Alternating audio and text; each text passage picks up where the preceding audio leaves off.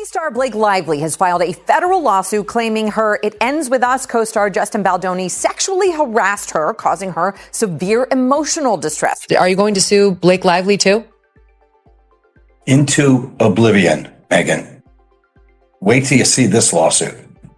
Oh boy. Completely unravels after Justin Baldoni's lawyer rips her story to pieces.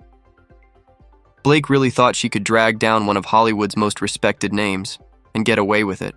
To Lively, Baldoni repeatedly invaded her personal space, entered her makeup trailer uninvited while she was undressing or breastfeeding her newborn. But Justin isn't some rookie in this game. He's dealt with manipulators before, and this time he dismantled her narrative flawlessly. It was because I cared so deeply about the women and the people that go through this every day. It's going to be the kind of lawsuit that is full of evidence, admissions, documents, which prove exactly what she did and how she bullied her way through the process to take over the movie and used her PR people to try and destroy Justin. And now Blake Lively's reputation is dangling by a thread. For someone who built an entire empire on charm and America's sweetheart vibes, you'd think she'd have the sense not to torch it all with a reckless smear campaign.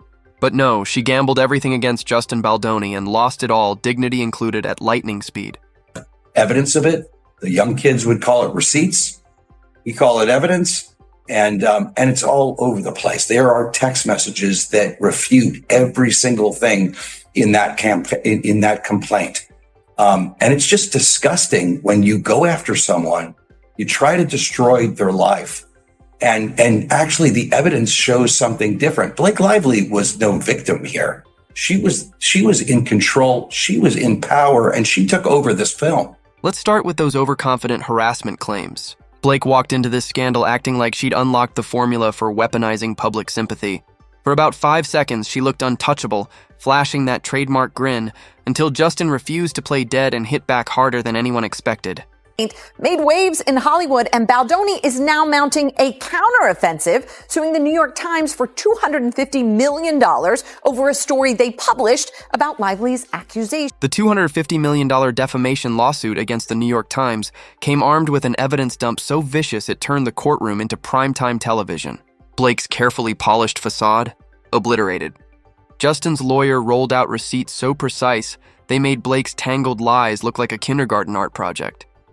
First up, text messages. Blake, practically serenading Justin with praise, calling him supportive, professional, the dream co-star. And no, these weren't dusty relics from years ago.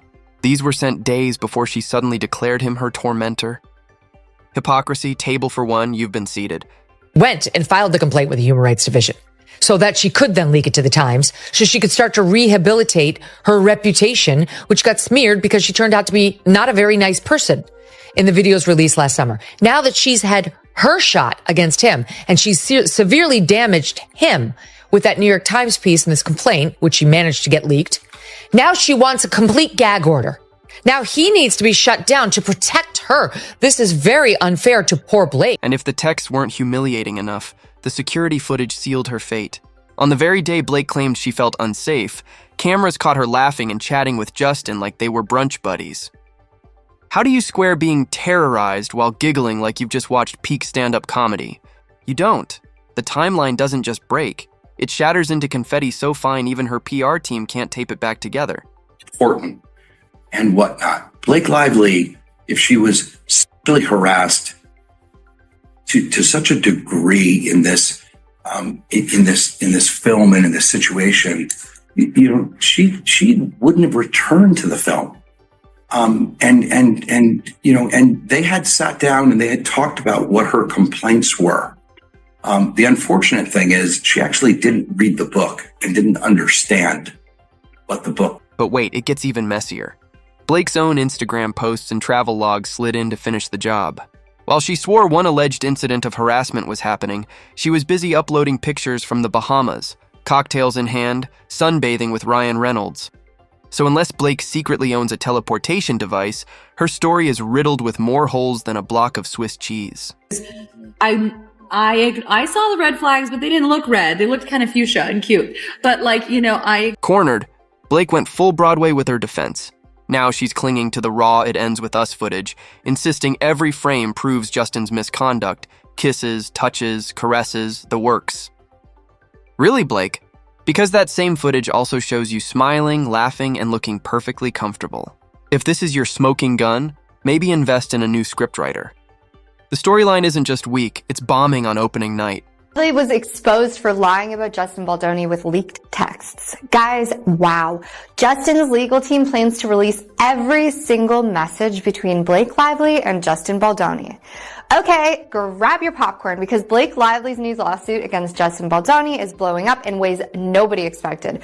Turns out the truth might not be on Blake's side, and now Justin is dropping bombshell text messages that prove she has been hiding key details.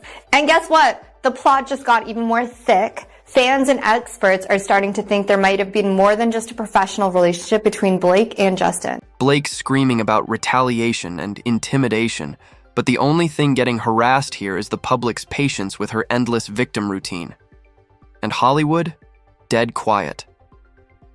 Ryan Reynolds, usually first in line with a sarcastic tweet or cheeky Instagram jab, hasn't said a word. Not one quip, not even a recycled aviation gin plug.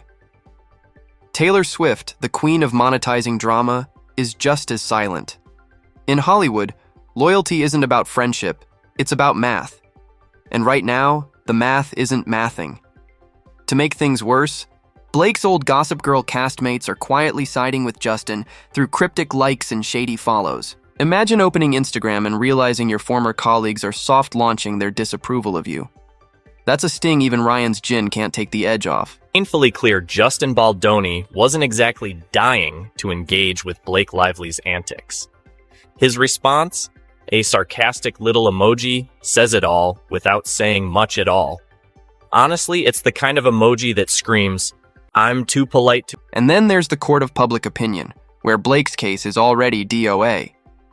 A recent poll shows nearly 70% of fans siding with Justin, leaving Blake clutching whatever scraps of sympathy she can scavenge. Social media? It's a bloodbath. Hashtags pile up by the hour, memes are merciless, and the consensus couldn't be clearer. Blake overplayed her hand. What was meant to be Justin's takedown has boomeranged into her own career freefall. No parachute, no net. Justin's response? A single sarcastic emoji. The kind that says, "I see you, but I couldn't care less." It's subtle, it's cutting, and it's the ultimate passive-aggressive mic drop. For Blake Lively, getting clowned by an emoji in the middle of a meltdown isn't just embarrassing, it's catastrophic. Smear campaign to bring down Blake Lively. 100%.